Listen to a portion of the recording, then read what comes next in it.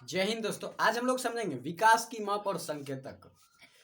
तो देखिए, विकास की माप जो है विश्व बैंक जो है हर वर्ष जो है रिपोर्ट तैयार करता है कि कौन सा देश जो है कितना विकास किया। तो अगर इसको मापना है तो विश्व बैंक ने जो है 2006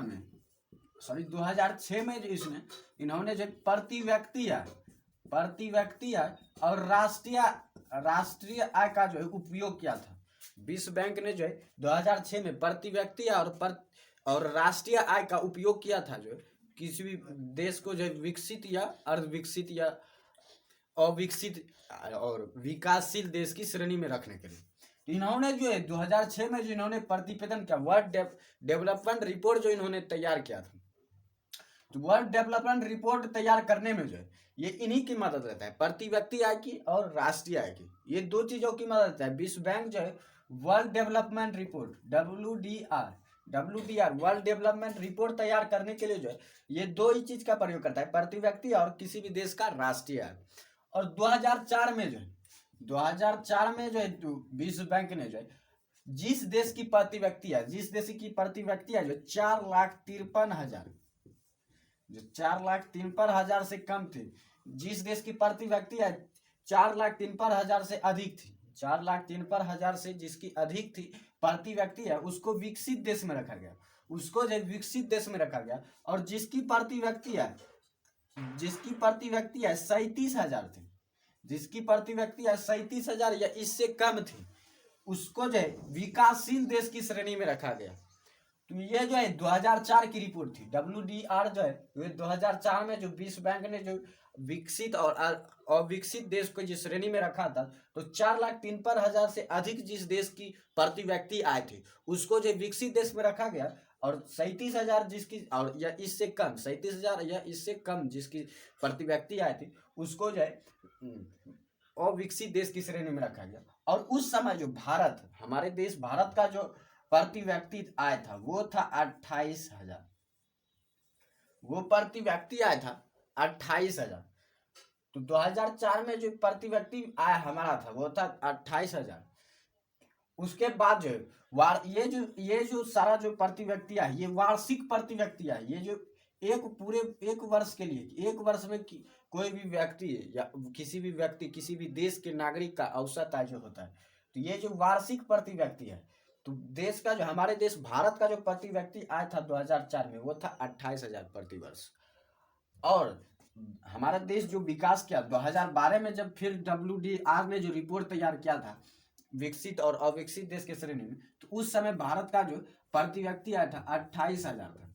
उस समय 68,000 था। उस समय प्रति व्यक्ति आय जो है 68,000 था। तो इस समय जो अविकसित देश की श्रेणी में रखा गया था भारत को, लेकिन इस समय जो 2012 में जो अर्धविकसित देश की श्रेणी में रखा है। अर्धविकसित कहने का कि जो देश विकास ही कर रहा है या आधा विकास किया है, तो उसे जो भारत को जो है अर्धविकसित देश की श्रेणी में रखा गया 2012 की रिपोर्ट में विश्व बैंक ने। और 2004 में जो हमारे देश की 28,000 था। तो हम जो आर्थिक विकास की जो माप करते हैं कि कोई भी देश विकास कर रहा है या नहीं कर रहा है, तो उसमें हम मदद लेते हैं प्रति व्यक्ति आय की और राष्ट्रीय आय की, कि किसी भी देश की यदि राष्ट्रीय आय में वृद्धि हो रही, तो उसके आर्थिक विकास में भी वृद्धि होगी।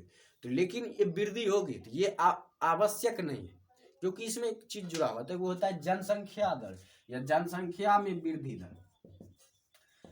मान लीजिए किसी भी देश का प्रति व्यक्ति आय बढ़ रहा है या राष्ट्रीय आय बढ़ रहा है और उसी के साथ जनसंख्या दर भी बढ़ रहा है, जनसंख्या भी बढ़ रही, तो वहां पर जो है देश वह विकसित नहीं होगा, वहां पर जो आर्थिक विकास में वृद्धि नहीं होगा।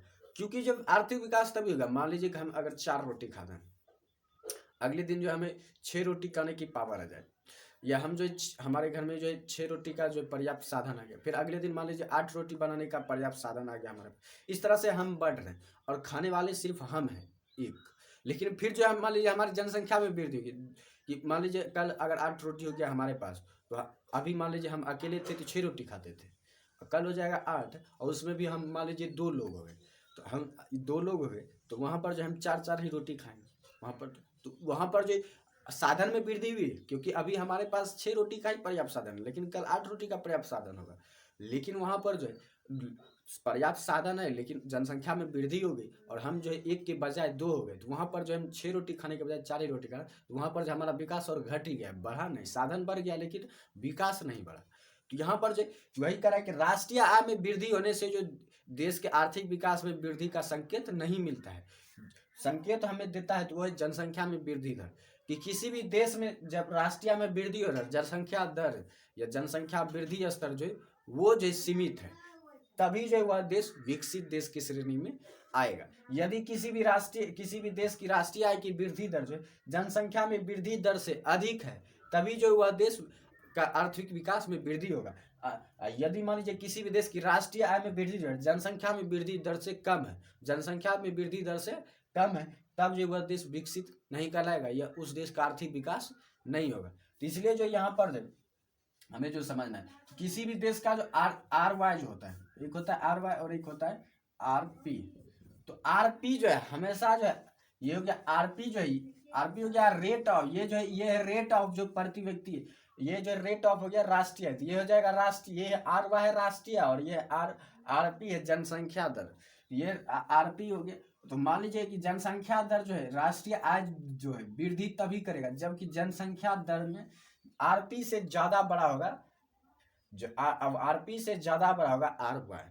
कहने का जन राष्ट्रीय आय में वृद्धि दर बड़ा होना चाहिए जनसंख्या में वृद्धि दर से, तभी जाकर कोई भी देश विकसित देश कहलाएगा। या इसकी दूसरी शर्त हम कह सकते हैं कि किसी भी देश की वास्तविक आय अगर होती है तो वो जो आर बराबर वाई पी, तो आर बराबर आई पी, तो आर हो गया कि आर हो गया वास्तविक, आर हो गया वास्तविक, आर हो गया वास्तविक, वाई हो गया मौद्रिक, वाई हो गया मौद्रिक किसी भी देश की मौद्रिक, और पी हो गया मूल्य स्तर, किसी भी देश का मूल्य स्तर कितना है कि कोई भी व्यक्ति उस वस्तु को खरीद सकता है या नहीं, या हर व्यक्ति की क्षमता है उस देश की कि नहीं, कि कोई भी वस्तु कोई भी नागरिक उस देश का खरीद पाएगा कि नहीं। तो ये जो है आर बराबर वाई पी, इससे भी जो है हम जो है आर्थिक विकास की माप कर सकते हैं कि किसी भी देश की वास्तविक आय में वृद्धि हो रही है या नहीं।